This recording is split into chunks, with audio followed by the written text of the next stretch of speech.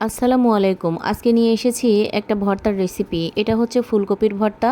ফুলকপিটাকে আমি হলুদ লবণ দিয়ে সেদ্ধ করে নিয়েছি এবং সরিষার তেলে ভেজে নিয়েছি। সরিষার তেলে আমি শুকনো মরিচও ভেজে নিয়েছি। এখন শুকনা মরিচ আর পেঁয়াজ কুচি সুন্দর করে লবণ দিয়ে ডলে ডলে মেখে নিতে হবে। তারপরে ভাজার ওই তেলটা দিয়ে দেব। আপনি যত ভালো করে পেঁয়াজ আর শুকনা মরিচ মাখবেন ভর্তার স্বাদ তত দ্বিগুণ হবে। এরপরে আমি ফুলকপিগুলোকে সুন্দর করে মিলিয়ে নেব। মিলিয়ে নেওয়ার পরে হাতের সাহায্যে সবগুলোকে একত্রে মেখে নেব। যত ভালো করে মাখবেন ভর্তার স্বাদ তত বেড়ে যাবে। এটা খেতে কিন্তু ভীষণ মজার। আমার তো অনেক ভালো লেগেছে। আমার পরিবারের সবাই এটাকে এনজয় করেছি।